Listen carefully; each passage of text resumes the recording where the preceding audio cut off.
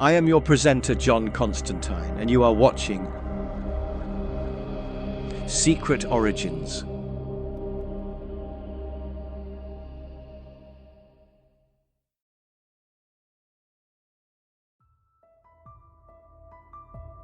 Marvel is known for its array of prominent super races native to Earth. Other publishers have their super races too. Valiant has the Psiots, who are psychics, each with a different aptitude. DC Comics, most prominently, has the Amazons and the Atlanteans. Of course, these publishers have dozens of super races native to Earth, but it is Marvel who is the gold standard in how to craft such super races. Except when it comes to one in particular, the Eternals. A little history here. 1961. Stan Lee and Jack Kirby were working stiffs in the comic book business. The Comics Code Authority, a censorship overseer, had wrecked the industry. However, rival publisher National, also known as DC, resuscitated the near-dead superhero genre. Contrary to popular belief, the heads of Marvel and DC did not play golf together. They shared a printer, and so Marvel became aware of DC's print runs on superhero titles. It was then Stan Lee, Jack Kirby, Steve Ditko, Larry Lieber, Don Heck, and other Marvelites would churn out superhero book after superhero book after superhero book. During this period, late in the Silver Age, Stan Lee would master the retcon. Retcon means retroactive continuity, whereby past events are retroactively altered. When Stan Lee and Jack Kirby wrote Avengers number 4, they reintroduced Captain America. The Star-Spangled Avenger had been continually published for decades, meaning published on and off. However, Stan Lee retconned Captain America by saying he had been frozen in ice for decades only to be recently revived. This revelation contradicted all Captain America comics published and set after World War II. So, subsequent writers would reveal that those stories were about successors who each wore the Captain America suit at different times. The second and third Captain Americas were William Naslund and Jeff Mace, respectively. Even a successor to Bucky would be revealed, Jack Monroe. While Stan Lee was mastering the retcon, he was struggling to master a trope. That trope was the origin story for superpowers. Up till that point, superpowers were either the result of freak accidents, experiments, curses, magic spells, or alien natures, or exotic heritage. But there was one that went unnoticed: mutation. Mutants had existed in science fiction for decades. For example, A.G. Vogt wrote Slan, in which mutants face discrimination. Regarding comic books, mutants like DC's Captain Comet existed as early as 1951, and there were others in comics before him. However, mutation as an inborn concept was not very prominent. Stressed to explain new superpowers, Stan decided some characters should just be born that way. And so, the X-Men was born. The concept was actually not that new for Stan Lee. A year before the X-Men, a story by Stan Lee and Steve Ditko from Amazing Adult Fantasy number 14, entitled The Man in the Sky, told the story of Tad Carter, who discovers powers of telepathy and telekinesis. In the story, Tad is met only with prejudice. He is rescued from a mob by an unseen force, and a telepathic voice in his mind revealed he was a mutant and had been saved by his fellow mutants. The mutants had created a secret community in which they hid from humanity while they waited for the human race to develop to the point where bigotry and prejudice would finally be extinguished. Lee would eventually venture into variations on the trope with Inhumans. With Inhumans, Lee and Kirby would craft a hidden race of genetically modified people. In a variation on the fantasy ritual trope, the Inhumans would expose their adolescent citizens to Terrigen mists that would activate dormant genes and grant superpowers and/or superanatomy. Today, the X-Men are the most prominent and important super race in Marvel. However, during the 1960s, it was among Marvel's lowest-selling titles. The X-Men were treated in story as a relatively new phenomenon. A century-spanning history of the mutant race was absent. In contrast to the Inhumans, the X-Men were underdeveloped. The X-Men were cancelled in 1970. Meanwhile, the Inhumans were fleshed out with a culture, a society, and most importantly, historical context. Retcons fit the Inhumans into pre-60s stories. Writer Doug Mensch would explore the Inhumans' ancient history from the perspective of the shaggy god trope. That trope utilizes science fiction to explain biblical and mythological events. An example would be the film Hancock, in which Charlize Theron's character explained that in history, people assumed her superpowered race were gods and angels. And then Jack Kirby, upset with Stan Lee, left Marvel for DC. At this time, Jack became obsessed with telling stories about cosmic gods and weaving mythological and science fiction tropes. During his 1970s stint at DC, Kirby created the New Gods. Kirby was an artist, a character creator and a plotter, but not a writer. His stories suffered from poor dialogue and character development. Although his Kamandi the Last Boy on Earth did well, his New Gods titles were cancelled due to unsatisfactory sales. Kirby would return to Marvel in 1975. By that point in the popular culture, UFOs and cryptids were all the rage. It was at this time that pseudo-historian Erich von Daniken would dumb down America with his book Chariots of the Gods, in which he claimed alien astronauts jump-started ancient civilizations. The book aroused Kirby's fertile and godlike imagination. He also envisioned a new story that would continue his exploration of science fiction godhood. That book would be Eternals. The Eternals comic tells the story of the Celestials, Brobdingnagian space gods in robotic armor, whose curiosity transforms proto-humans into three new races. The first is humanity, the second is the Deviant, and the third is the Eternal. The Deviants and Eternals were polar opposites. While the Deviants would be evolution run amok, the Eternals would be immortal. Through the Eternals, Kirby would recast human history through the shaggy god trope. That dove that guided Noah. That was the Eternal Icaris. The Eternals included a cast of mythological archetypes, whose exploits would be credited to mythological heroes and deities. Makkari was Mercury. Circe was Circe from the Odyssey. Zurus was Zeus. His daughter Thena was Athena. Sprite was Pan, not to mention a leprechaun, and so on and so forth. The Eternals and Deviants were in an ages-long war over control of the Earth. While the Deviants desired chaos and conquest, the Eternals were to nurture humanity. The real conflict was with the Celestials, who would regularly judge Earth as worthy of existence. However, Kirby meant for the Eternals to be separate from Marvel canon. Marvel disagreed. While non-canonical and multiversal titles were commonplace at DC, Marvel preferred most stories set in a single universe and timeline. Eventually, S.H.I.E.L.D. agents would guest star in the series. Like the New Gods at DC, the Eternals would be cancelled due to low sales. By this time, the X-Men, which had been a hit through international reprints, was revived.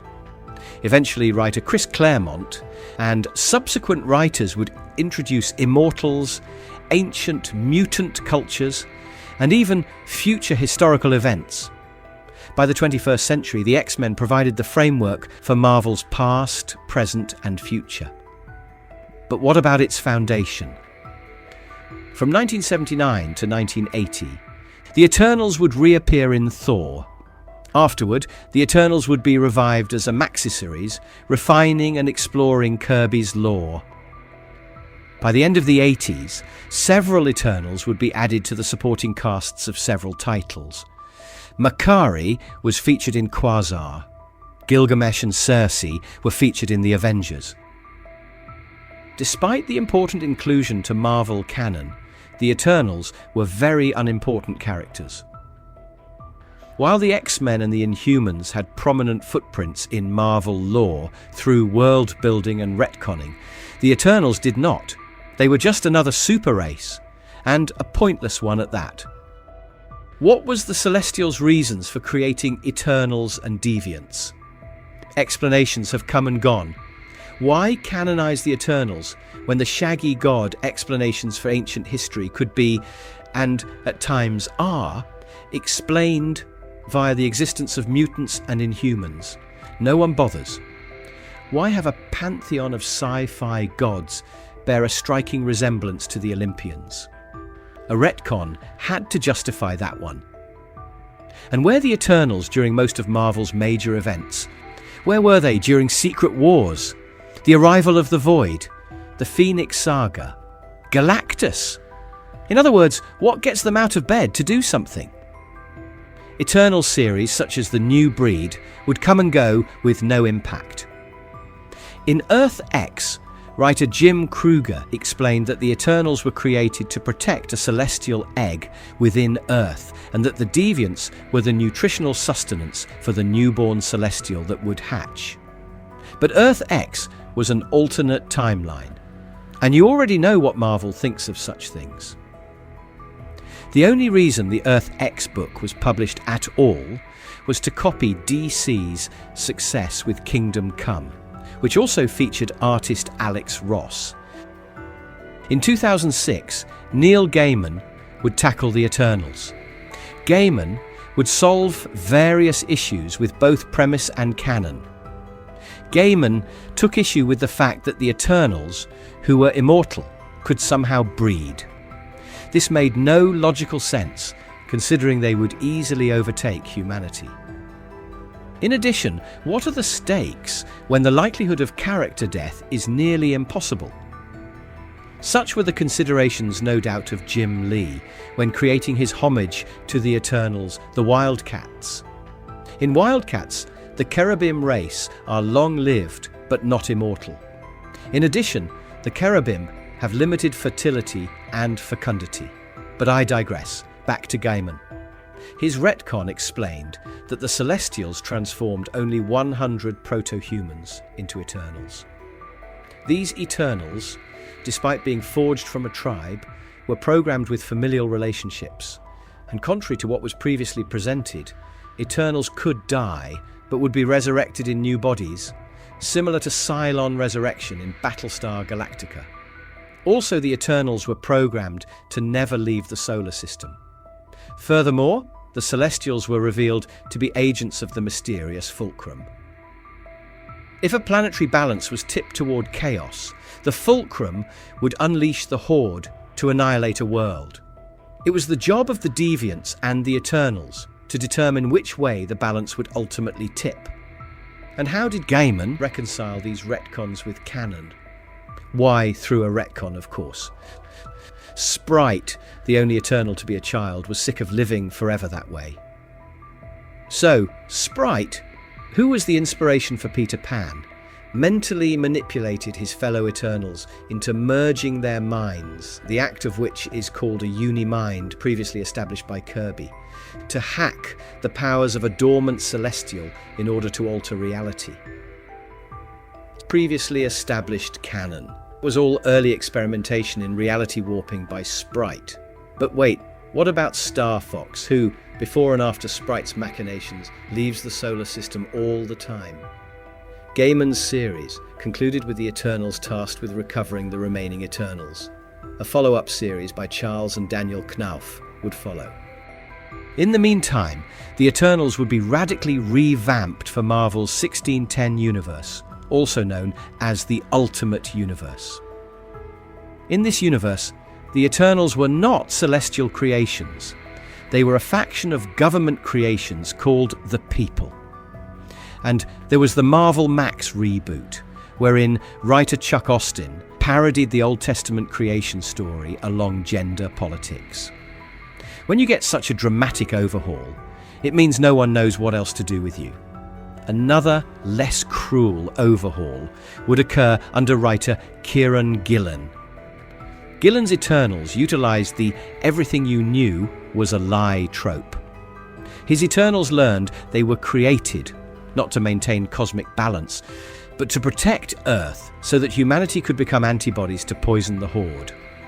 Also in this take, the Eternals learn that when they die, a human life is extinguished to provide a new body for resurrection. Furthermore, new bodies are sometimes rather different in appearance from previous ones. This last bit was done to alter the appearance of the characters to match the 2021 film. And although Gillen's Eternals is pure prestige science fiction, what is it the Eternals actually do that the other super races cannot? Also, it would take an Eternals-centric event called AXE, just to make the Eternals finally get out of bed for a major Marvel event. In the story, Thanos visits his grand uncle Uranos and asks about the machine, an artificial intelligence bound to Earth. Uranos tells Thanos and Druig a story about the Eternals' 3 moral principles: protecting Celestials, protecting the machine, and correcting excess deviation. Millennia ago, Uranos decided that eradicating all deviants and humans and imprisoning Celestials would provide benefit for all Eternals, tactics his brothers Kronos and Oceanus opposed. Uranos then gives Thanos the imprint key, an armory that allows him to access Uranos' failsafe into destroying the machine. In addition, it is also retconned that the Eternals were created to help the Deviants adapt to a toxin bled from a dead Celestial. Despite Gillen's approach to organising the canonical 100 Eternals and explaining the dynamics among them, one thing became clear: they are function without form. The Eternals are not a society like the Inhumans, nor are they a minority subculture like the X-Men. They have a pseudo-religion, which should set them apart, but doctrine and dogma are, at best, handled obliquely. And to make matters worse, the Celestials created hundreds of Eternals on other planets, who somehow did go extinct, continue to leave their planets, and break the ever-revised rules of the premise. And even worse than that, both Inhumans and mutants include either long-lived or immortal characters. The best example of this are the Externals in the X-Men franchise. The Eternals are a broken premise. And why is that? Well, while the Inhumans were created early in Marvel canon, and while the X-Men's success would generate lore upon lore, the Eternals lacked such opportunities. Created 14 years after Lee and Kirby introduced the Marvel Age of Heroes, the Eternals simply arrived too late. And since their premise was meant to be non-canonical, the Eternals are difficult at best to integrate into Marvel lore. You could forget about them and nothing would be missing. Only the Celestials are seemingly necessary, and that is due to the Celestials factoring into several cosmic events. This situation is rather similar to Kirby's New Gods attempt at DC. While the gods of New Genesis are fun, they haven't factored into the cosmic events as relevantly as the gods of Apocalypse, especially Darkseid. Although I am a big fan of the Eternals, I recognise the concept as a broken one. So, you can imagine my glee when Marvel Studios announced an Eternals film. Finally, I thought, an opportunity to fix a canon and a premise long broken. I was sorrowfully disappointed.